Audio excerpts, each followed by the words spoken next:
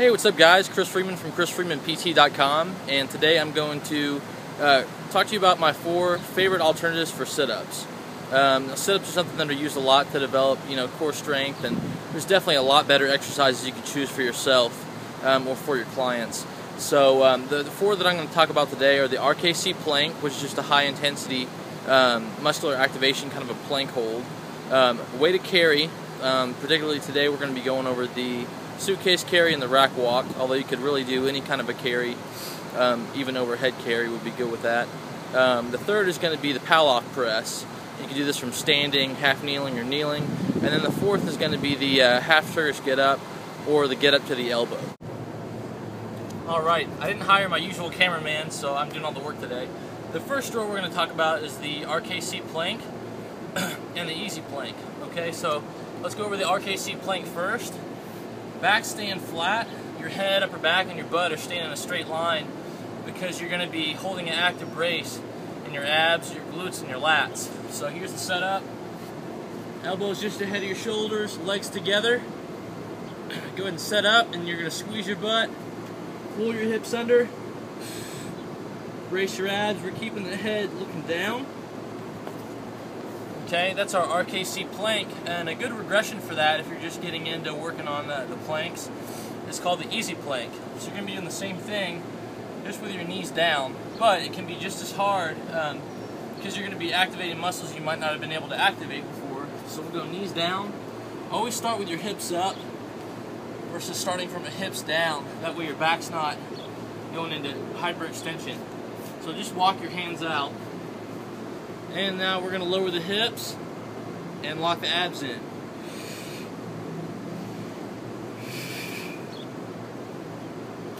Okay, and you should be able to see a little bit. I'm kind of shaking from that, not because of weakness, but because you're activating more muscles than you're probably going to be used to. So make sure that you're tensing your glutes, bracing your abs, and you got a good active pull of your lats so that your shoulders are down away from your ears.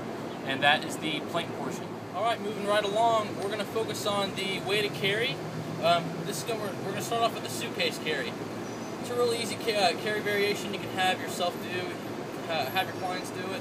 You're pretty much just carrying a heavy weight to your side, really, and it's something that you can go, heavy on, reasonably heavy, pretty quickly after you start doing the lift. So it's a really good way to kind of overload and work on strength training, even with basic drills. So just pick it up. You're going to keep your back flat. Just get focusing on a good hip hinge, keeping that lower back flat. You're going to stand up with the weight. You're just going to hold it in one hand, but notice, I'm not leaning, alright? I'm not leaning towards it. I'm not leaning away. I'm just keeping a nice active brace through my core, flexing my abs, and then you're just going to walk. So just focus on staying square. You're just going to walk for a set distance. Walk for a set distance, you're going to switch hands, then you're going to come back, okay? That's the suitcase carry. Another version I like to use is called the rack carry. You can do this with 1 or 2 kettlebells.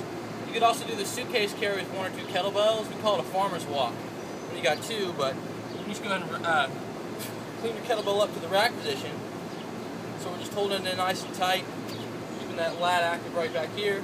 And the same thing, you can just walk with it.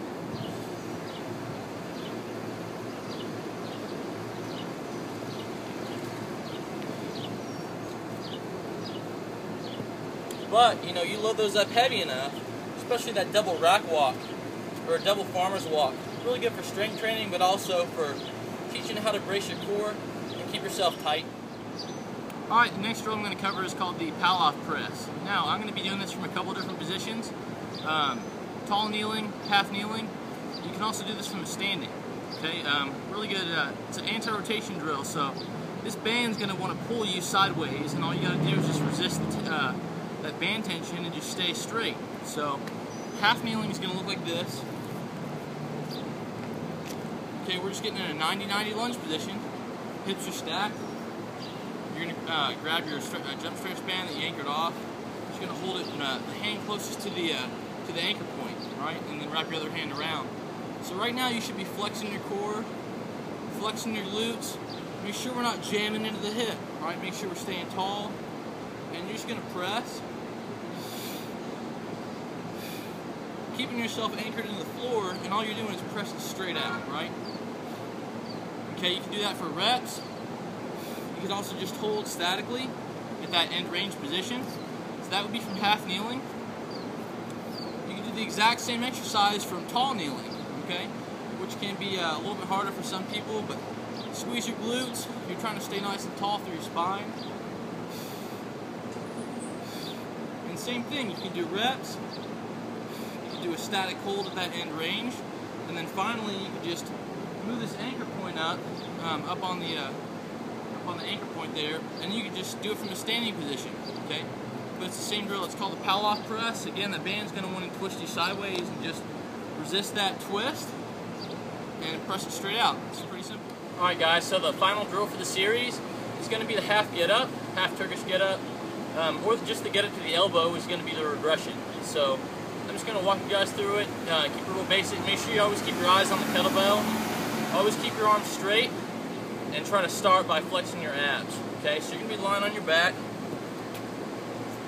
As a matter of fact, you can even do this drill without any weight, or a light dumbbell will work if you got that around. So you're going to start, you're going to roll to your bell or your weight, and then you're going to take it with you. Alright, you're going to press it out. This arm always stays nice and vertical. This leg is the one that's going to be bent, we're going to be driving off of it. So now I'm going to be looking at this bell, sighted it in on the ceiling. Driving up to the elbow. Driving up to my palm. And then back down. Notice it's controlled.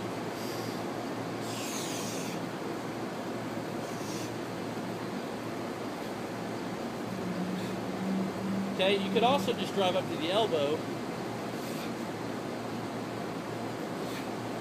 and then back down.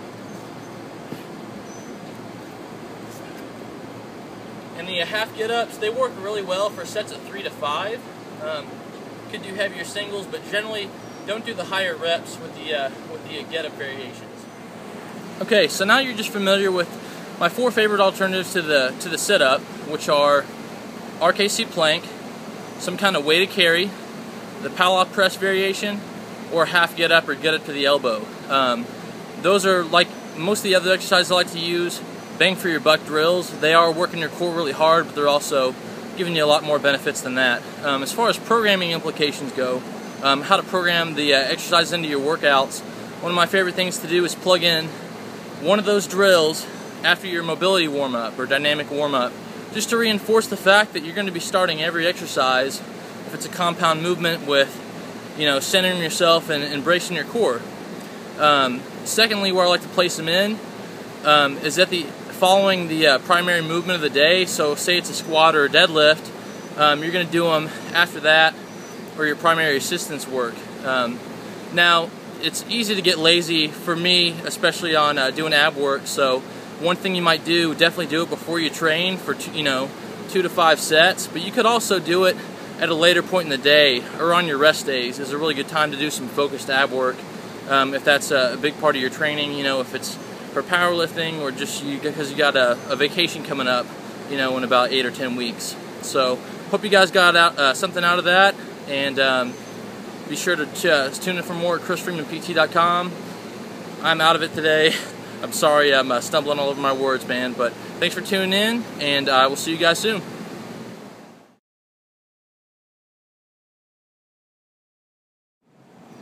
Alright, for some reason I'm having a rough time speaking my words today, but I'm going to try to stumble through this. So just talking about programming for the 4 drills that I covered. The RKC plank, 3 to 5 sets, 10 to 30 seconds. Okay, is where you want to start with those. Anything more than that, I would start weighting them with a pair of chains, a weighted plate on your lower back of your hips, something like that.